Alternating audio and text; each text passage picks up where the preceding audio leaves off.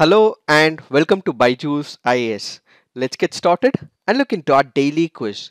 Let's look into the first question. Who among the following are entitled to free legal services? BPL card holders. A woman is entitled for free legal aid irrespective of her income or financial status. An industrial workman. A member of a scheduled caste or scheduled tribe.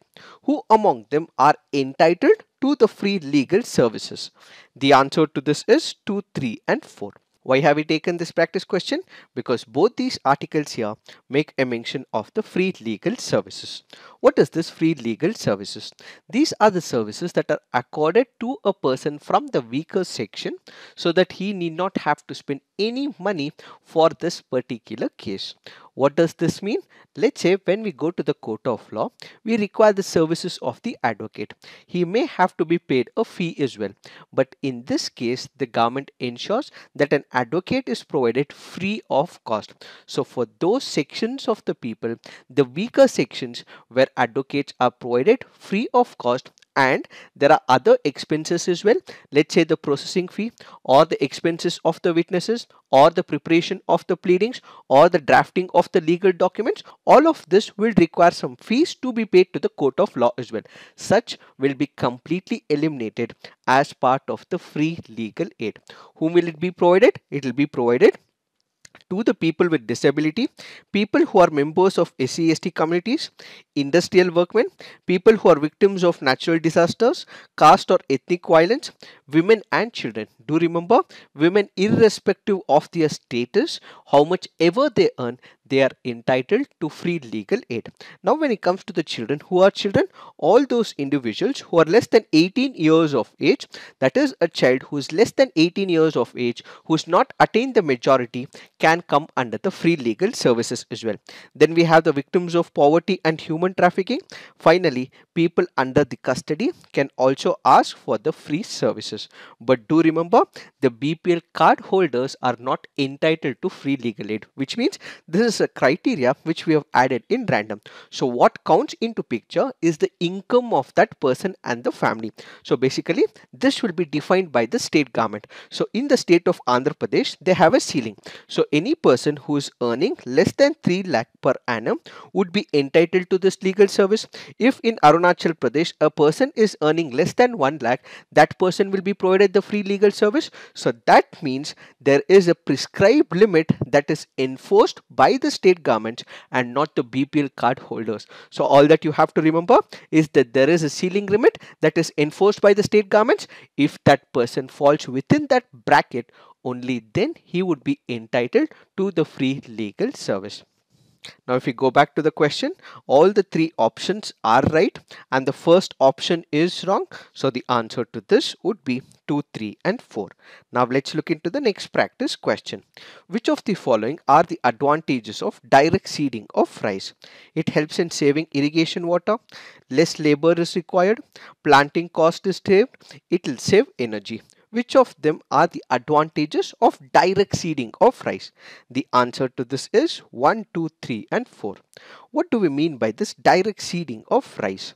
When we look into the cultivation of rice, what happens? Initially what we will have is the paddy.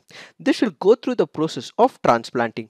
What is the transplanting? It is the major method that is used for growing the rice. In this process, we will have the paddy which will be grown in a nursery. After it is grown in a nursery, it will be pulled out, and after it is pulled out, it will be transplanted into a well puddle and the prepared field. So what happens in this case? The paddy is taken, it is grown in the nursery, and then it is pushed on to the field. But in the direct seeding, what happens is there is no nursery preparation or the transplantation.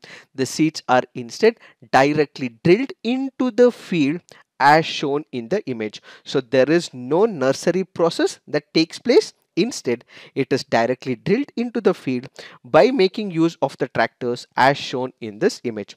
So what will be the advantages? Since in the earlier process, what we have to go through is the process of nursery. This will require huge amount of water. This will also require far more irrigation that will be saved under the direct drilling process, or what is called as the direct seeding of rice. Apart from this, there will be less labor that is required, planting cost will be saved, energy cost, that is the power cost, will be saved, and at the same time there will be less weed problems during this process. Now let's look into the next practice question. Consider the following statements. Under the Rights of Persons with Disabilities Act of 2016, disabilities have been increased from 7 to 21, and the state governments will have the power to add more types of disabilities. Every child with benchmark disability between the age group of 6 and 18 years shall have the right to free education. Which of the above statements is or incorrect? Since it is asking for the incorrect statement, the answer to this is one only. Why? That is because when you look into the first statement, yes, under the Rights of the Persons with Disabilities Act, the disabilities have been increased from 7 to 21. This has been increased, but what is the major problem here in this option? The problem is that this power is not given to the state government, but instead this is a power given to the central government. So it is only the central government which would be able to add and delete the disabilities from this act, and the state governments can only take the measures to minimize the impact of disability. The second option is right, that every child with benchmark disability between the age group of 6 to 18 years are entitled to free education. Why have we taken this practice question? Because this article here makes a mention of Right of Persons with Disabilities Act of 2016. Also remember, India is signatory to United Nations Convention on Rights of the Persons with Disability. This can also be important from the preliminary examination point of view. Added to this, there are penal provisions which are also present under this act. If there is a person insulting another person who is disabled from the disabled community, or sexually exploits a woman with the disabled condition, they shall be punished with an imprisonment which can last from 6 months, and it can go up to 5 years along with fine as well. The act also establishes the special courts in every district to ensure that these rights are upkept, and at the same time, if there are any violations, there is fast tracking of all these cases that take place. So what we will have is the special court which will be established in each district, so that there is effective implementation of the laws. Any violation of the rights can be taken up in these special courts. Now let's look into the next practice question. Which of the following statements is or correct? Halam tribes are native to the state of Tripura, Assam and Sikkim. Longay River is a transboundary river in India and Myanmar. Which of the statements are correct? The answer to this is none. Why? That is because Halam tribes are native to the state of Tripura, Assam and Mizoram, and it is not Sikkim. And when it comes to the second statement, this Longay River is a transboundary river in India and Bangladesh and not Myanmar. Why have we taken this practice question? Because this article here makes a mention about the Halam tribes. So do remember, they are native to the state of Tripura, Assam and Mizoram. It is believed that this particular name of Halam was created by Tipra Maharaj, and at the same time these people practice some of their own religious practices according to the Hindu customs. And when it comes to Longay River, as mentioned under this article, this is a transboundary river between India and Bangladesh. It rises in Jampui Hills of the Indian state of Tripura, and it flows through the states of Mizoram and Assam, and ultimately enters Bangladesh and drains in Hakaluki Hor. Now let's look into the next practice question. Which of the following parties were established by Dr. B.R. Ambedkar? The Peasants and Workers Party of India, All India Scheduled Caste Federation, the Independent Labour Party. Select the correct answer using the codes given below. The answer to this is 2 and 3 only. The Peasants and the Workers Party of India was founded in Maharashtra by Tulsidas, Keshavraj Jede and others. And the other two parties were founded by Dr. B.R. Ambedkar. The Independent Labour Party was founded in the year 1936, and the Scheduled Caste Federation was founded by Ambedkar in 1942 to fight for the rights of the Dalit community. This happens to be a previous year question from the year 2012.